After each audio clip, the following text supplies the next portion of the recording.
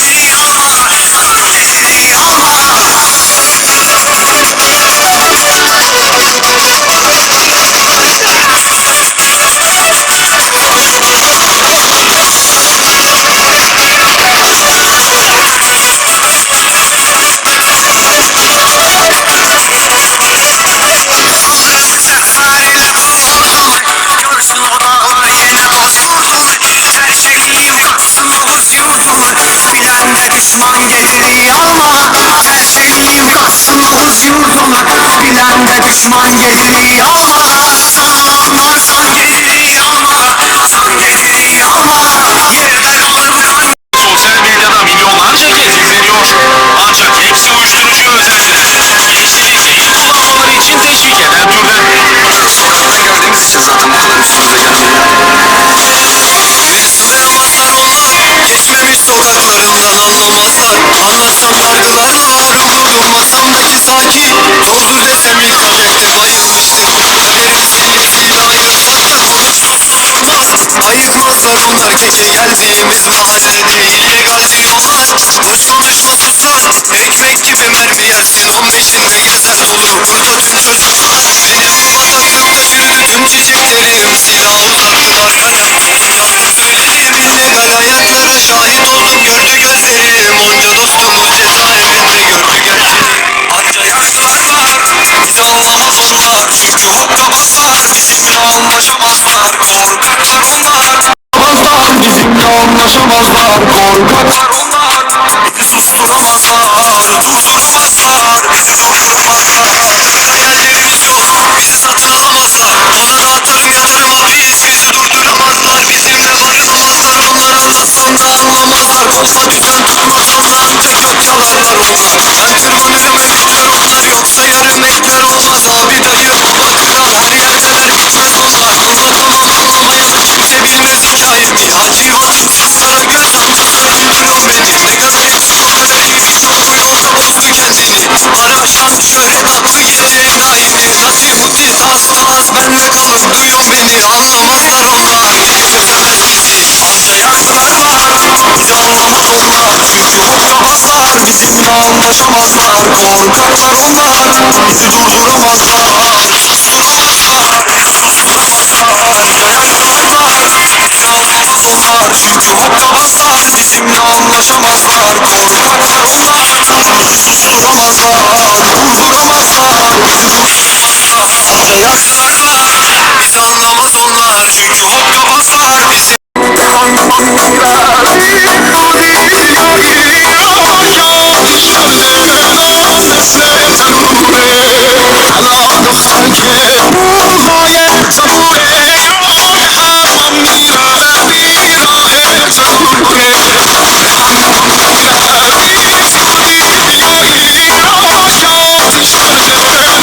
Mesle